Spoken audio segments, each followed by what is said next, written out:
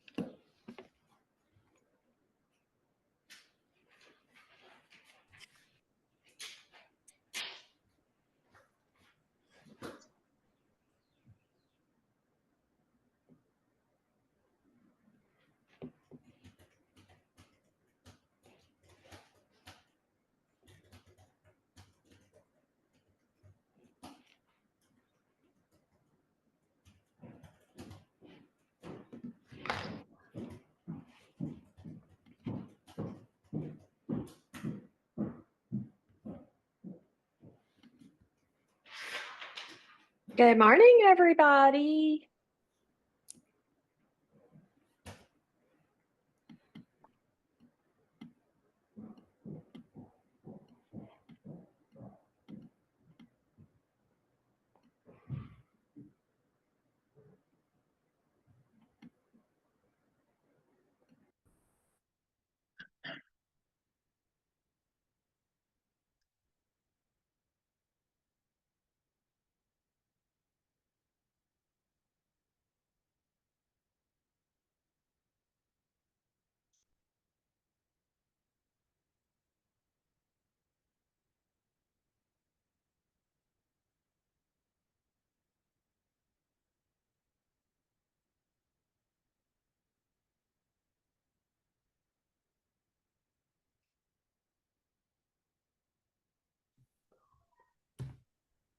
Hey, Nick. Good morning. Good morning. Thank you so much for joining us today. Absolutely. I'm excited. We are too. I think we've got most everyone. We usually start right at 8:30, so there's no reason to wait.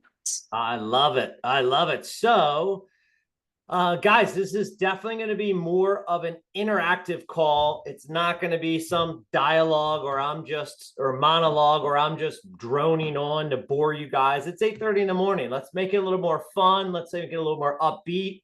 How did your March go? So March is over. It's April 1st. I should have some sort of joke. I don't. Don't blame me. I forgot. But how'd your March go? Let me hear from somebody. Who's going to unmute and actually speak? I thought it went really well, but yeah, I was telling our operations team yesterday, we wrote 23 contracts over the month of March and only had one termination so far. Oh, all right. So you put 23 under contract. Yep. And out of those 23, only one has terminated. Are you seeing a lot of terminations in your market? Not a ton. Okay. We haven't been experiencing terminations at a high volume since it's probably been almost 2 years. So last year when we were tracking 2024, we were comparing it to 2023 and we were seeing like 2 and 3 times the amount of terminations in 2023 compared to 2024. So I think that's what we're seeing currently still. Okay, got it. I only asked because you brought that up, added that in there. Like for me, what we put under contract is one thing. I don't really even think about terminations because we don't have a ton of them. Our market's tough. If you're able to get something under contract, you're pretty much sticking with it and dealing with whatever nonsense comes up from it. All right, who else? How else can you measure your success personally? So that's the team. What about you personally? And I'm just going to start calling on you, so you have to say something to me. Nikki, you and I share a name, which means you're cooler than everybody else, and now you have to share. How was your March? How do you judge it? So I felt like my March was pretty successful. if I don't feel like I'm underwater and working 12 hours a day, I feel pretty good about myself. And I So feel if like you so Nikki, if you don't work 12 hours and you're not underwater and you don't sell a single house for the entire month, is that a successful month?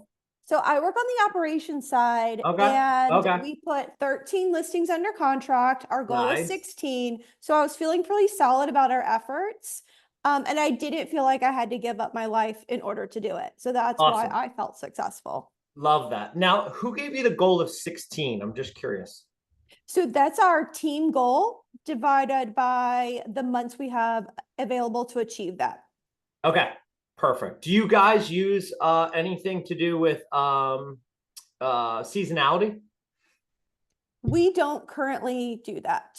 I Come do. on, guys. All right, first change for the entire Anna K team. We are going to take seasonality into account.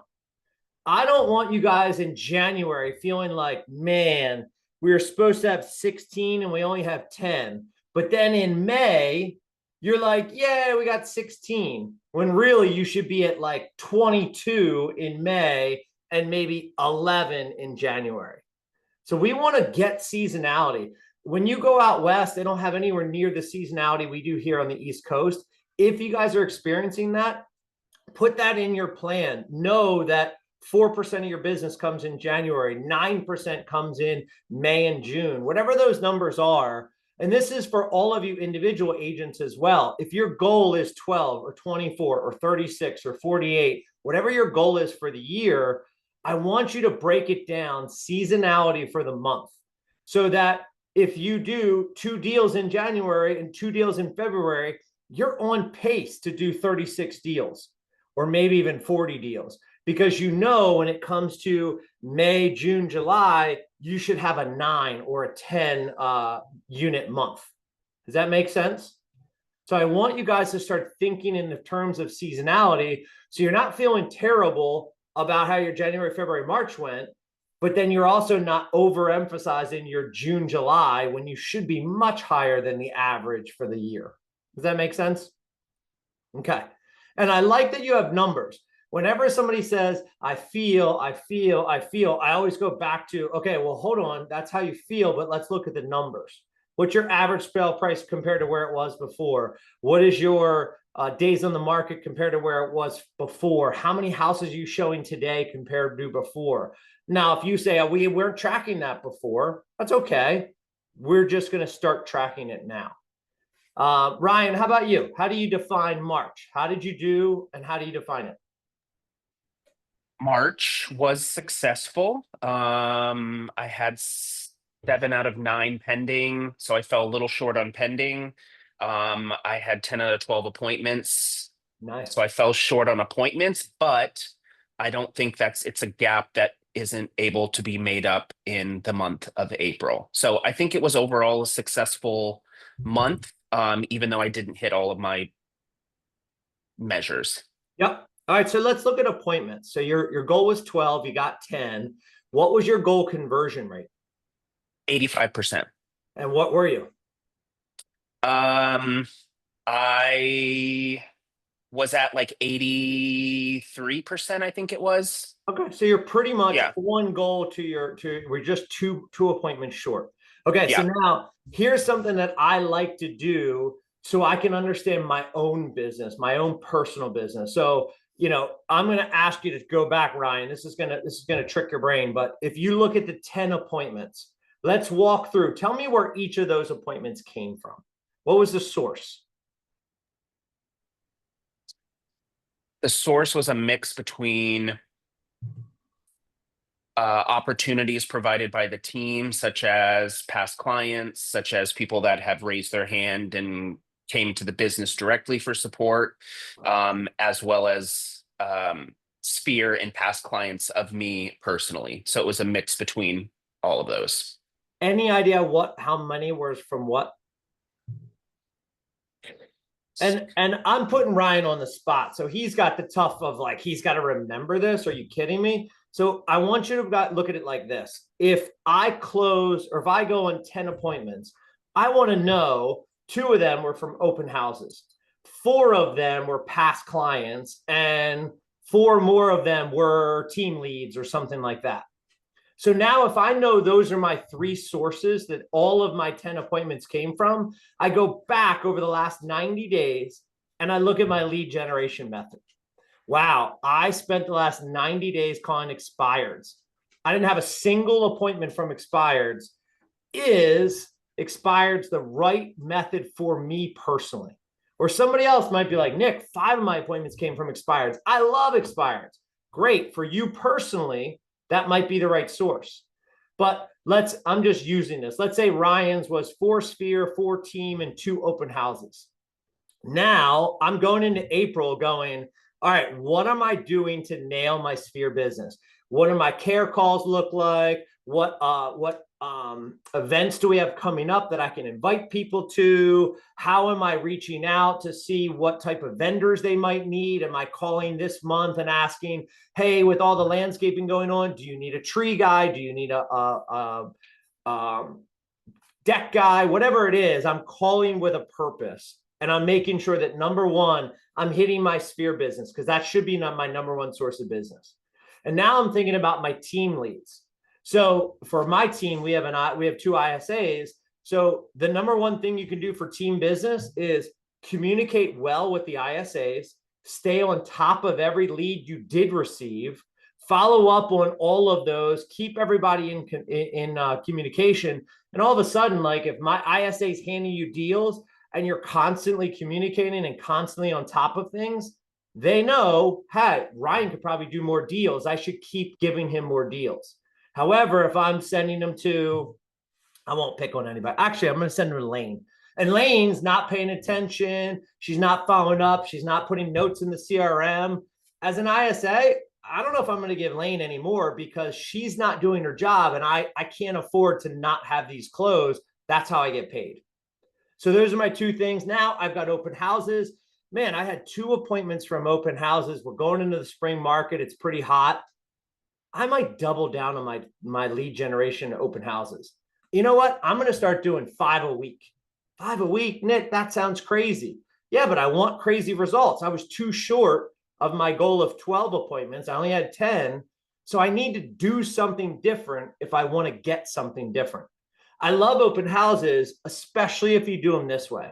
First, you pick an open house in an area you like, in a price range you like, in a new hot listing, something that's just coming on the market, not something that's stale and has been on the market for a while. Then I'm going to circle prospect 100 or 150 homes in the neighborhood. Hey, can you believe what your neighbor did? I'm going to try to get some communication there. My entire goal is to build rapport, to get somebody's phone number, email address, and get them in my database, regardless of whether they're ready to sell today, tomorrow, or a few years from now. Because if I have their information, I can follow up after the open house. Hey, we had 13 people through. I got to tell you, your neighborhood is really hot. I figured you'd want to know. A week and a half later, hey, we went under contract. That was really quick, and blah, blah, blah, blah. A month and a half later, we just sold, and here's what the sold price was. By the way, did you have any interest in wondering what your home is worth? Or we had 4 offers and only 1 buyer got it, which means we have 3 buyers still interested in your neighborhood. By the way, do you know any of your neighbors who might be thinking about moving? I'm now communicating with this person over and over and over again. And then I set them up on a search in my MLS, where anytime something new comes in the neighborhood, it comes to me first. And then I send it to them with a 1 or 2 sentence note. Hey, Lane, just thinking of you. Did you see your other neighbor now is going on the market? Here's some interior pictures. I know I'm a nosy neighbor. I love to see what their house looks like. Here, just so you have it. And I'm constantly communicating. If I do those open houses and I keep building my database and I keep adding people to it, these are all people who are not in my sphere. They don't know me, like me, trust me yet, but they're starting to, because I'm communicating with them. Does that make sense? Now, when I'm calling around that 100, 150 names, I'm also saying, hey, we're having a neighborhood exclusive. Our open houses from 1 to 3, but our neighborhood exclusive from 1 to 2 or from 12 to 1. We're just inviting the neighbors to come over and just take a look. I know you're not interested in buying it, but I'm sure you're curious. come out and take a look and see the new kitchen your neighbor put in. The whole reason I'm doing that, why am I doing that, guys? What am I trying to do? Face to face. Yeah, I'm trying to build a relationship. I'm trying to get them face to face in an area or in a home where I know they have no interest in buying. And I'm not trying to put on any hard sell. Oh, how great would it be to move 2 houses over? No, they're not doing that. My goal is just to build that warm connection. And now I'm going to follow up with them with everything that happens in their neighborhood and all the changes and any new listings and all that, so that I'm building that relationship. So eventually I'm that person for them. And I do that every single week. My feelings about open houses, stop doing them just Saturdays and Sundays. Do them on a Thursday afternoon, do them on a Wednesday at noon. It doesn't matter when you do the open houses. You'll be shocked at how many people still come during a happy hour on Thursday. But the whole goal is, I'm going to go sit in this house, as long as it has Wi-Fi, and I'm going to work for 2 hours. I'm going to call my sphere. I'm going to be reaching out to all the leads my ISA gave me. I'm going to be communicating and updating my CRM. I'm just going to be doing my normal job. And then all of a sudden the doorbell is going to ring and somebody's going to walk in with some interest in real estate. Okay, if I sat there for 2 hours and only one person showed up and they were unrepresented, was that worth doing that open house? Yeah. I spent 2 hours doing my normal job with the chance that that door could open and they need help in real estate. And back in the day, 20, 30, 40, 50 years ago, people would walk into a real estate office. Hello, I'm thinking about buying or selling a house. And this said real estate on the sign. So I'm here for an agent. That doesn't happen anymore. Open houses, that does happen.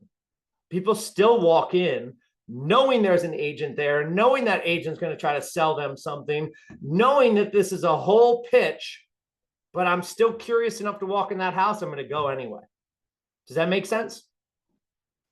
All right, Kristen, what's going on in your mind when you're hearing me say all this as we're going through this? So I am a relationship manager here on the ops team, but making the transition to buyers specialist as we speak. So Nice. I'm taking copious notes, just learning how to circle prospect and, the cadence of reaching out to neighbors and that sort of thing. So just makes me excited. When you're looking at circle prospecting, just remember, you are not selling them anything on that call. You're not getting them to say, oh, I had no plans to buy or sell, but all of a sudden you called me and now I want to. It doesn't happen like that. You're trying to build the relationship. You're trying to offer them something of value. Their home value is something of value, but most people are like, I'm not moving. I don't care. But did you see what your neighbor did? Would you like the interior pictures? Give them information they can't get other places. So when a house goes under contract, whether it's mine or not, I call the other agent and I ask them, hey, did you have any open houses? Yeah, we did. We had 3 of them. How many people came through? Gosh, altogether, maybe 35. Awesome. How many showings did you have? We had 11 and we ended up with 2 offers. Okay, great. And then you picked the one offer and awesome. Now I'm calling the neighborhood. And I'm like, hey, did you see that one went under contract? Yeah, they actually had multiple offers. They had 2 different people in a bidding war over that house. To me and you, all that means is one buyer didn't get it and they're still interested in your neighborhood. Can I tell you something else interesting? Only 11 people came with an agent for a showing, but over 35 came to an open house. So my team holds copious amounts of open houses. We like to do a marketing blitz. We do an open house on Thursday, Friday, and Saturday, the very first weekend it opens, because we know almost 3 times as many buyers are walking through your door when there's an open house compared to when there's a showing. And Mr. and Mrs. Buyer, if you're anything like me, the more people in your house, the more eyeballs on your house, the more people in your door, the more offers in your hand. And that means the most money possible.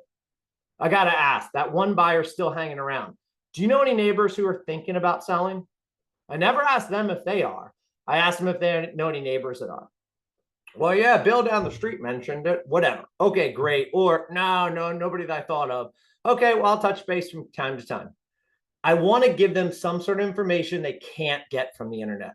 They cannot get how many offers, how many showings, and how many people came through the open house. Or I want to mention, yeah, it was really surprising. They had 6 showings, they accepted an offer, and I got to tell you, they didn't do a single open house. And in my experience, we're seeing 2 to 3 times as many buyers walking through the door when the agent holds open houses. Now on my team, we do a marketing blitz. We do 3 open houses in the first 3 days it's listing, and this is why we do it, and this is the stats, and blah blah blah. I'm presenting my marketing plan just in the open house world to get them to go, wow, maybe we should work with him. Maybe we should work. This guy sounds like he knows what he's talking about. And I'm giving them information they can't get other places. All right, Kat, how about you? How was your March and how do you define it? My March was challenging but rewarding. Okay. We had a lot of activity, and I think it's a sign of a lot of great things to come for the team. Just to note, I am on operations. Okay, my God, everybody's operations. Be an agent already. I love you, Kat. I don't want to harass you. I want to harass agents. It's so much more fun. Ryan did it really well. Kristen was like, you were so good at this. I'm going to become an agent because of this call. Who else? Who else is an agent on here? Jess had a really go. successful, who was that? Sorry. Chelsea, That's you had a really okay. successful March too. Chelsea? Yeah, I'm here. Sorry. I didn't know if you wanted Jess or I to go. Yeah. I had a successful March. Chelsea, are you on a cell phone or a computer? A cell phone. Oh my gosh, is it one of those iPhones? Oh my gosh, I know you were gonna do this. Yes. Do you know what it has? I just learned this the other day. Look at these 3 little things. This is cameras. Oh There's my a little goodness. button that if you press, Chelsea, you and I can become best friends and I can see you as you talk to me. I know it is like George, the Jetsons over here, but if you're willing to do it, I'll see it. If not, you can keep talking. Okay. Hold on. Let me put my little children somewhere. Oh, how old are they? I have a 10-month-old and I have a 2.5-year-old. Aw, I have a 4-year-old who's going to be shirtless in his underwear running in at any moment. I love it. Well, okay. Hold on one second. Chelsea, you're the best. Chelsea's Okay. like, Nick, why are you doing this to me? No, you're good. I volunteered myself. And so, I'm happy to share. I had a successful March. I had 4 of 4 pendings for the year. I had 7 of my goal for 5 appointments. Nice. I did fall short on my nurtures for the month. So that's where I feel like I can improve for the following month, is having more conversations. It seems like I am converting the conversations that I am having, and there's also room for improvement by having more conversations to add more people to the top of the funnel. Okay, awesome. So here's one of the biggest challenges with lead generation. It doesn't mean anything to your brain. Even more conversations means nothing to our little peon brains. We have to get really specific. So if I was going to say this month, you're going to have more conversations, who are you calling? I'm having more Sphere conversations. So of my appointments, I had 2 Sphere, 2 past client referrals, and 3 from the team. Awesome. So having success with the people that I'm currently working with in my world, having the promise script conversation with them for referrals and my current business. And then also I've been making homestead calls, which is now done. But, anyway, past client and Sphere calls to be able to generate additional opportunities. And I've been having success there.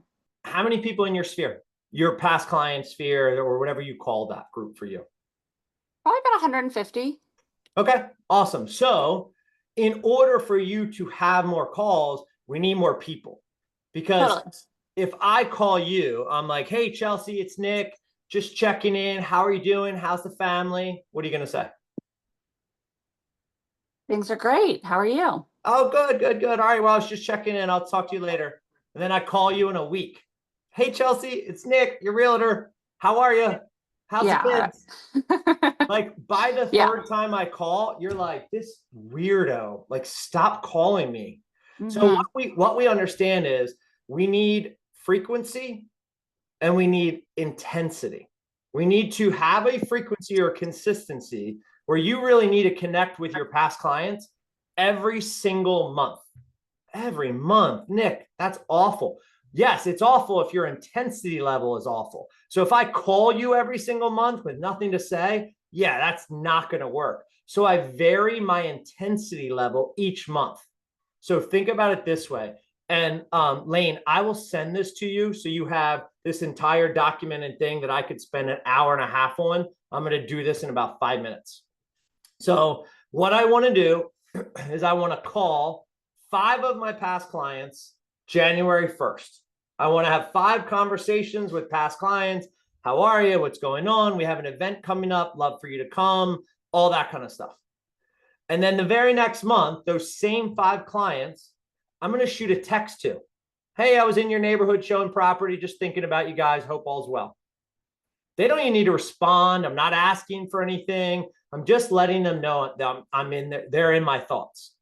Month 3, I'm sending them a social media post or a social media message. I'm saying, hey, Chelsea, that is the cutest puppy. Where did you get him? And Chelsea just got a puppy, posted to social media. She wants everybody to know. And the most exciting thing in the world is when somebody likes and comments on your post, and I ask a question, which means she has to read it and then respond, which means I'm in her brain for 3 to 5 seconds while she's making that interaction.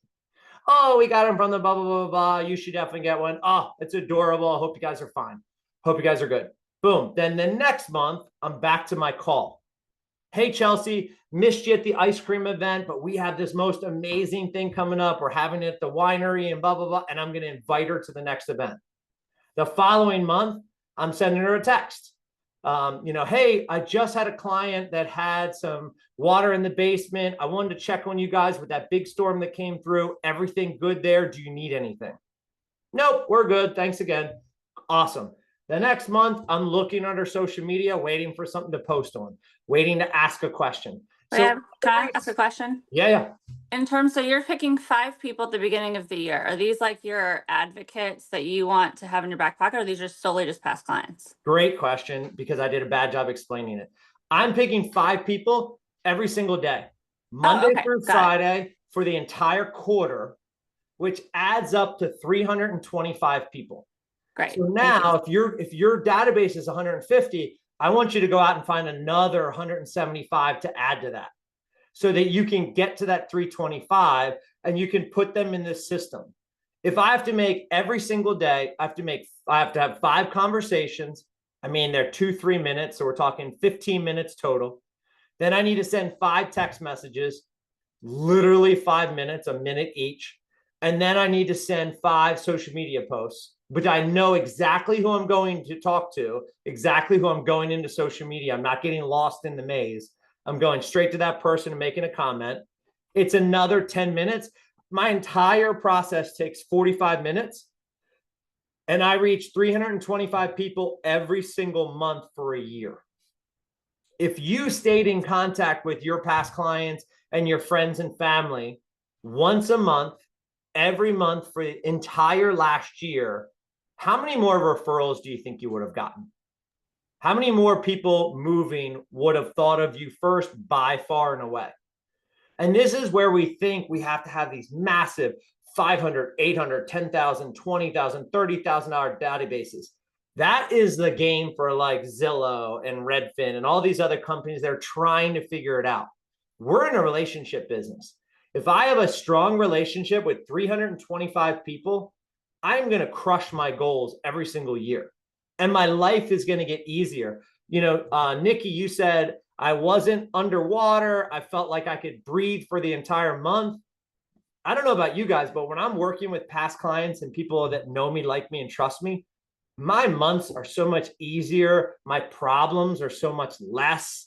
And then I get that one client who's a huge problem and I smile because I'm like, as soon as we get done this transaction, I will never call you again.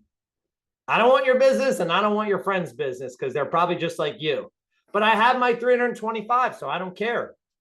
And every time I have a great conversation or a great transaction with somebody, I look at my 325 and I think, who would I get rid of? Gosh, I've been calling them for 9 years. They never answer. They never come to anything. I don't think they like me. I'm taking them out and putting this one in. And I'm top grading that 325 as much as I possibly can. Does that make sense? Yeah. All right, one minute. Questions on that. Although I'm going to send Lane everything so she has it. Any questions on any of that we just talked about? That was brilliant. We've been using it for years and years and years and years and years. It's called the 5-5-5 method, if anybody's ever heard of it. Easy. Chelsea, I love that you turn your camera on. Kristen, I'm excited for you to jump into the buyer's agent market. Ryan, I wish I had hair like yours. And I know you're going to hit your goals this month. Lane, is there anything else I can do for you guys this morning? Oh my gosh, this was amazing. What can we do for you? Anybody going to Maryland? Send them up. We got them. I don't know who's Hundo. leaving down there to come to Maryland, but maybe some crazy job and they have to. They're leaving your beautiful state to come to ours. That's fine. We'll take them. We'll take them every single time. Cool. Love it. You've always taken great care of our people, so we appreciate it. Love you guys. Thank you, Nick. See you Thanks, guys. Nick. Bye.